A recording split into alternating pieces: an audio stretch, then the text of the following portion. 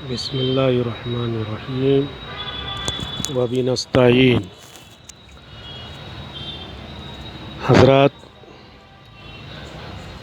حضرت سعداول بابا رحمۃ اللہ تعالی علیہ اپنے پیر و مرشد سلطان الہند عطائے رسول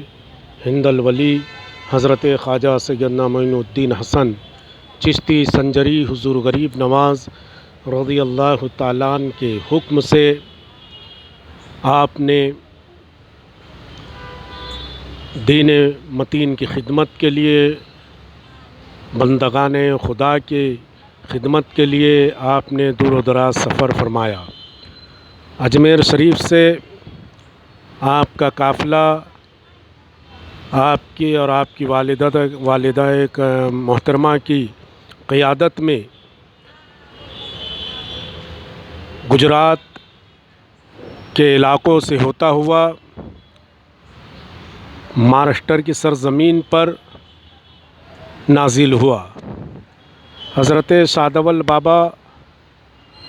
رحمۃ اللہ تعالی علیہ چتوڑ گڑھ، ادے پور اور احمد آباد ہوتے ہوئے مہاراشٹر میں داخل ہوئے،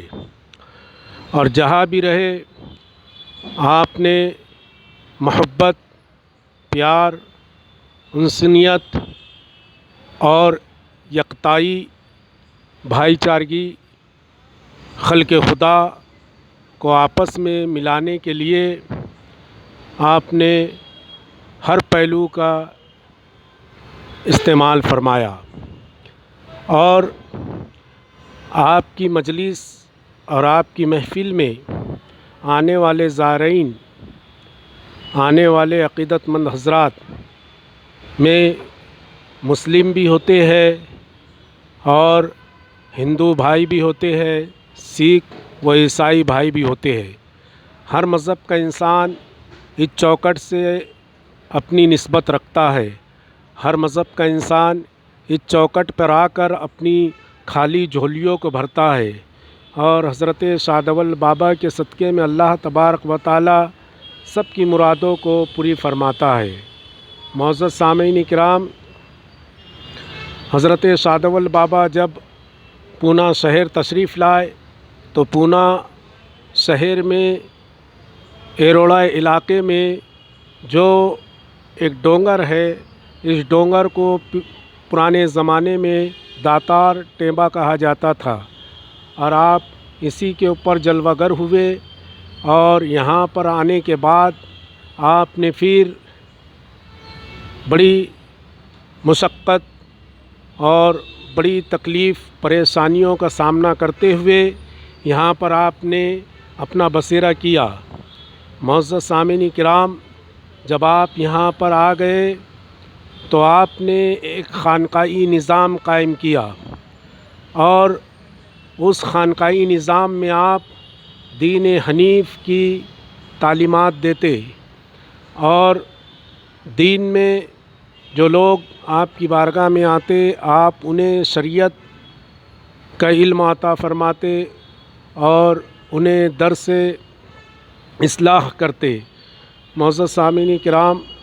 آپ کی مجلس عام و خاص ہوتی، ایک عام ہوتی جو زائرین آتے انہیں اچھی باتوں کا درس دینا، انہیں نیک کاموں کا حکم دینا، بری باتوں سے روکنا، یہ آپ کا مشغلہ تھا۔ اور دوسری مجلس جو ہوتی تھی وہ مخصوص اور خاص ہوتی تھی، جس میں آپ کے مریدین اور خلفاء ہوتے، اور آپ اس مجلس میں مخصوص خطاب فرماتے، اس میں طریق و سلوک اور معرفت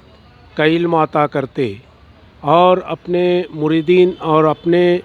غلاموں کا تزکیہ نفس فرماتے۔ اسی تزکیہ نفس میں آپ اپنے خاص مریدین کے دل کا تزکیہ کرتے، دل کی گندگی و آلودگی کو دور کرتے۔ پھر رات میں آپ حلقہ ذکر کرتے، حلقہ ذکر کا ہے تو اہتمام فرماتے، اور ہر وقت ہر لمحہ اللہ کا دم آپ کی زباں پر جاری و ساری ہوتا اور آپ کے مریدین و خلفاء بھی اس حلقہ ذکر کے اندر شرکت فرماتے، تمام محنت و مشقت کرتے اور پھر اپنی والدہ ماجدہ کی خدمت فرماتے۔ آپ بڑے سخی اور وسیع علم رکھنے والی ذات تھی۔ حضرت سعد اول بابا رحمۃ اللہ تعالی علیہ کی بارگاہ میں جو بھی آتا فریادی وہ خالی واپس نہیں جاتا۔ یتیم، بیوہ، مسکین اور غریبوں کے اوپر آپ بڑے مہربان ہوتے۔ جو ساحل اور جو مراد لے کر انسان آپ کی بارگاہ میں آتا وہ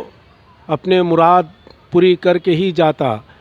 آپ کی بارگاہ میں کبھی کسی نے سوال رکھا تو آپ اس کو اس کے سوال سے زیادہ اس کی جھولی میں عطا کر دیتے۔ آپ کی سخاوت اور آپ کی رحم سلبی یہ پوری دنیا میں مشہور ہے کہ یہ بارگاہ سے کوئی بھی خالی ہاتھ واپس لوٹتا نہیں۔ یتیم ہو، غریب ہو، بیوہ ہو، مسکین ہو، ہر انسان آپ کی بارگاہ سے فیض و برکات کے خزانے اپنے دامن میں، اپنی جھولی میں بھرتے ہوئے لوٹ جاتا۔ اور حضرت سعد اول بابا رحمۃ اللہ تعالی علیہ کی بارگاہ میں یہ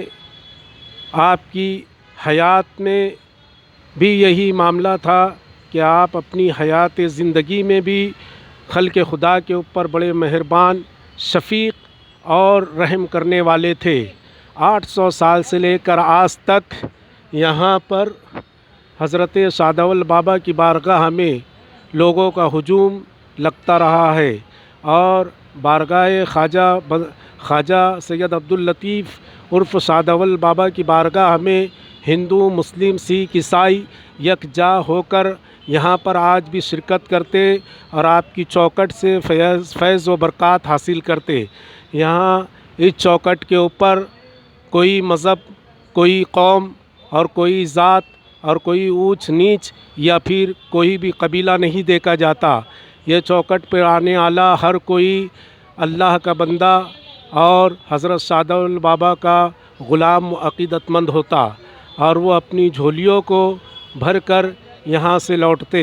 معزز سامعین کرام، یہ بارگاہ بڑی فیض و برکات سے بھری ہوئی ہے، اور جو بھی یہاں پر اپنی منت و مراد رکھتا اللہ تبارک و تعالی حضرت سعد اول بابا رحمۃ اللہ تعالی علیہ کے صدقے اور طفیل اسے اس مرادوں سے اس کے دامن کو بھر دیتا۔ حضرت سعد اول بابا کی بارگاہ بے مثال اور بڑی برکت والی بارگاہ ہے۔ معزز سامعین کرام، اللہ کبھی زندگی عطا فرمائے تو اس بارگاہ میں حاضری دینے کا شرف حاصل کرے، تاکہ آپ بھی سرکار خواجہ عبداللطیف عرف سعد اول بابا رحمۃ اللہ تعالی علیہ کے فیضان سے مالا مال ہو سکے۔ اللہ تبارک و تعالی سے دعا گو ہوں کہ اللہ تبارک و تعالی ان بزرگوں کے صدقے اور طفیل ہم سب کی نیک جائز مرادوں کو، دعاؤں کو پوری فرمائے، اور ان کے صدقے اور طفیل ہمارے والدین کی مغفرت فرمائے، ہمارے مرحومین کی مغفرت فرمائے۔ معزز سامعین کرام، انشاءاللہ تبارک و تعالی اگلی کلیپ میں حضرت سعد اول بابا کی والدہ کی خدمت کے اوپر کلیپ ہوں گی، جس میں آپ نے اپنی والدہ کی بے مثال خدمت کی، اپنی امی کی بے مثال خدمت کی، اور اس کے بعد کی کلیپ میں انشاءاللہ تبارک و تعالی بارگاہ کی آثار قدیمہ کے اوپر گفتگو ہوں گی۔ وما علینا الا البلاغ۔ السلام علیکم۔